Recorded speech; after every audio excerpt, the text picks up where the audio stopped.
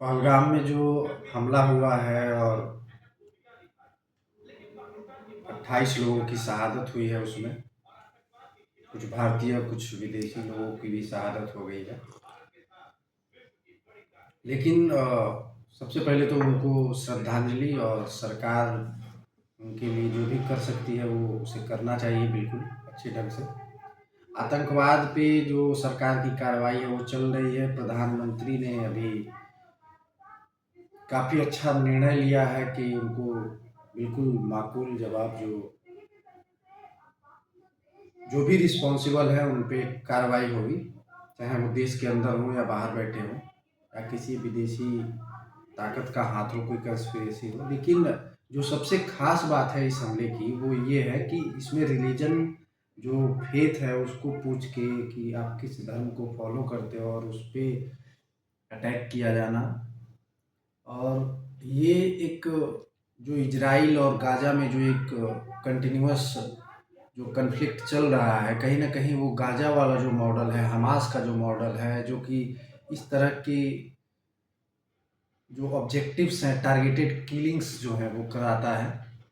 और भारत में इस तरह की घटना, ये तो काफ़ी बड़ी घटना हो गई है, लेकिन इससे कुछ ही दिन पहले पश्चिम बंगाल में मुर्शिदाबाद में जो घटना हुई थी, वो भी कहीं न कहीं इसी तरह की एक घटना है। और कुछ इस तरह के अन्य छिटपुट घटनाएँ भी हुई हैं, और कश्मीर में तो इस तरह की घटनाएँ कई बार लगातार हो रही हैं। शुरुआत कश्मीरी पंडितों का जो वहाँ से बिल्कुल उनका नरसंहार हुआ, जेनोसाइड हुआ है कश्मीर में, और उसके बाद से लगातार इस तरह की घटनाएँ कम या अधिक मात्रा में होती रही हैं। और इसमें कई बार आपने देखा होगा कि वहाँ पे जॉब करने वाले कश्मीरी पंडितों के लिए भी सरकार को सुरक्षा मुहैया कराना पड़ता है। तो कहीं न कहीं समाज में भी बुनियादी फेरबदल की आवश्यकता है। लोगों की सोच में भी परिवर्तन आना चाहिए। हालाँकि हाल में जो कश्मीर में आतंकवाद के खिलाफ लोग एकजुट दिख रहे हैं, वो एक अच्छी बात है। तो फिर भी राजनीतिक दल जो है उनका एक जो रुख होना चाहिए, क्योंकि वो सरकार को समर्थन तो करते हैं कि हम एकजुट हैं, हम सरकार के साथ हैं, जो भी एक्शन लेगा। लेकिन कहीं न कहीं उनके नेताओं के जो बयान आ जाते हैं कई बार, और किसी तरह के सोशल मीडिया पे जो पोस्ट आ जाते हैं, वो उनकी जो मंशा है उस पे कई बार सवाल उठाते हैं कि वाक़ई में क्या वो सरकार के साथ हैं, या फिर वो बस एक दिखावा है, और वो इनकी एक मजबूरी है इन दलों की। तो ये एक ख़ास बात है। तो सरकार को इसका पूरा जो है ना टोटली एलिमिनेट करना चाहिए। ऐसे जो भी एलिमेंट्स हैं, जो भी एंटी सोशल एलिमेंट्स हैं, चाहे वो किसी भी तरीके से लेजिस्लेशन में घुस गए हों, गलती से किसी भी एन-कैन प्रकारेण वो विधायिका में आ गए हों, या मंत्री बन गए हों, एमएलए बन गए हों, एमपी बन गए हों। अभी आसाम में जो है हेमंता बिश्व शर्मा ने इस पे काफ़ी कड़ा एक्शन लिया है।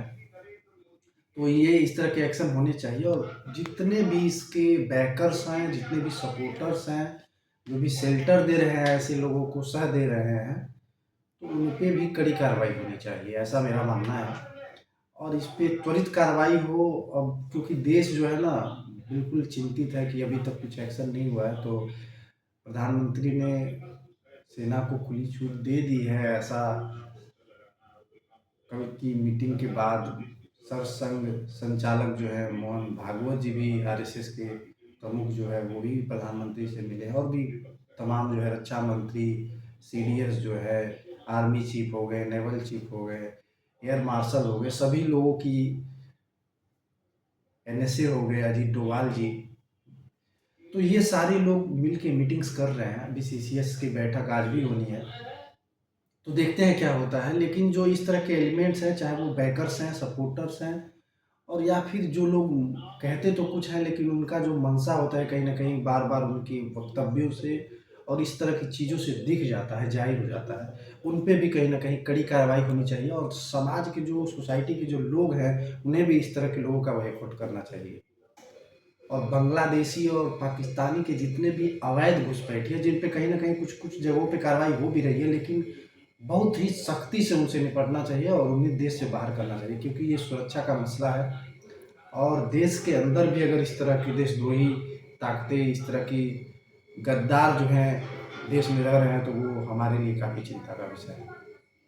आप सभी को नमस्कार, प्रणाम।